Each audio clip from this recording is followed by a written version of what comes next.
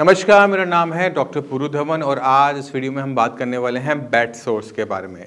क्योंकि सर्दी का मौसम ख़त्म हो रहा है, गर्मी का मौसम आ रहा है। जो पैरालिसिस के पेशेंट फुल्ली बेड रिडन हैं, जो बिल्कुल खड़े नहीं हो पाते, जो बिल्कुल मूवमेंट नहीं कर पाते, उनमें एक बड़ी दिक्कत हमें देखने को मिलती है, वो है बेड सोर्स।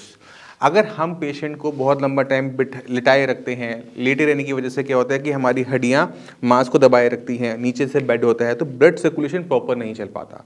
जिस हिस्से में ब्लड सर्कुलेशन प्रॉपर नहीं चल पा रहा, वो हिस्सा सड़ना शुरू कर देता है और घाव बन जाते हैं, जिसे हम बेड सोर्स कहते हैं।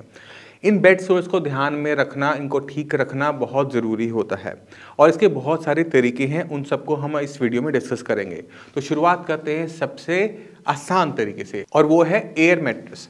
अगर आपका पेशेंट फुल्ली बेड रिडन है, हम देख रहे हैं कि वो बिल्कुल नहीं चल पाता, बिल्कुल मूव नहीं कर पाता, बिल्कुल करवट नहीं ले पाता, उन पेशेंट के लिए एयर मैट्रेस बहुत अच्छा काम करती है। एयर मैट्रेस में हम नीचे से हवा देते रहते हैं, जिसकी वजह से वहाँ पर ब्लड सर्कुलेशन बना रहता है, थोड़ा सा बेटर बना रहता है और पेशेंट में बेड सोर्स होने के चांसेस बहुत कम होते हैं। मगर ये तरीका अच्छा नहीं है, आसान है बट अच्छा नहीं है। हमें लंबे तरीके पर चलना चाहिए।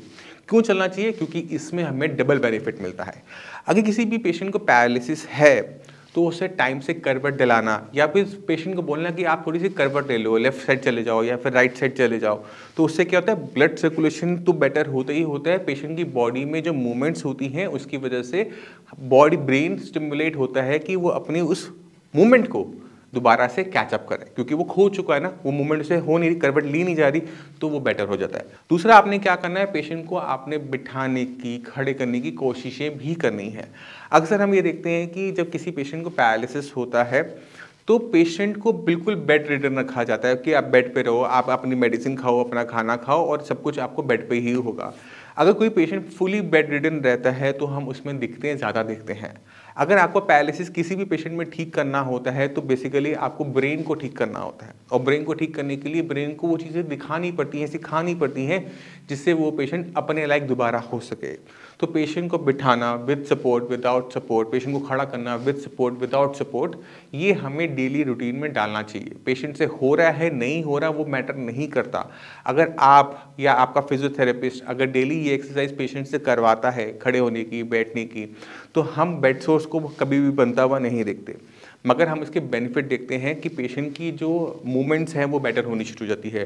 पेशेंट दोबारा से चलना शुरू कर देता है, पेशेंट दोबारा से बैठना शुरू कर देता है, पेशेंट दोबारा से बोलना, हर काम वो जो उसने रुक गए थे, जो नहीं हो पा रहे थे, वो होने शुरू हो जाते हैं। मगर सबसे बड़ी ज़रूरत ये होती है कि हम मेहनत करें पेशेंट के ऊपर। फिर पेशेंट का फर्ज बनता है कि पेशेंट भी अपना दम लगाए उस एक्सरसाइज को करने में। अगर ये दोनों तरफ से रेप्लिकेट होता है, दोनों तरफ से एफर्ट डलते हैं, तो हम पेशेंट में बहुत अच्छी रिकवरी देखते हैं। अब अगर किसी के बेड सोर बन गए हैं तो उनका टेक केयर करना भी ज़रूरी होता है। अब कैसे आपको टेक केयर करना है वो आपको सीखना भी पड़ेगा। तो पहली चीज़ आपने क्या करना है वो है बैंडेजिंग। आपको उस घाव को साफ रखना पड़ता है, क्योंकि वहाँ पर ब्लड सर्कुलेशन नहीं है, वहाँ पे इन्फेक्शन होने के चांसेस ज़्यादा होते हैं। अगर वहाँ पे इन्फेक्शन हो जाएगा तो वहाँ पे पस पड़ जाती है और फिर हमें एंटीबायोटिक का कोर्स करना पड़ता है। तो आपने पहले ध्यान रखना है कि बेड सोर वाले पेशेंट में कभी भी फीवर ना आए। अगर फीवर आ रहा है यानी हमारा जो बेड सोर है उसमें इन्फेक्शन हो गया है। दूसरा, अगर बेड सोर आपका बन गया है तो उसको साफ रखने के लिए हमें कुछ मेडिसिन का यूज़ करना पड़ता है, और आयुर्वेद में जो जाते आदि तेल आता है, जो आपकी स्क्रीन पर भी हम दिखा रहे हैं, इसको आप पट्टी में, गौज में आप डुबोएं और उसको वहाँ पे लगाएं। आपको 15 दिन के अंदर ही फ़र्क देखने को मिल जाता है कि घाव बनना शुरू हो गया। इसकी जगह आप कुछ और भी यूज़ कर सकते हो। आप पोटेशियम परमैंगनेट है, हाइड्रोजन पेरोक्साइड है, उससे भी क्लीनिंग कर कर पेशेंट के घाव को भर सकते हो। पर जाते आदि तेल की जो हीलिंग है वो हम फास्ट देखते हैं इन कंपेरेटिव टू पोटेशियम परमैंगनेट या हाइड्रोजन पेरोक्साइड की क्लीनिंग कर कर हम बेटर रिजल्ट्स देखते हैं। जब हम उसे क्लीन कर लें उसके बाद वहाँ पर आप बेटाडीन की भी बैंडेज कर कर पेशेंट की घाव का टेक केयर कर सकते हो।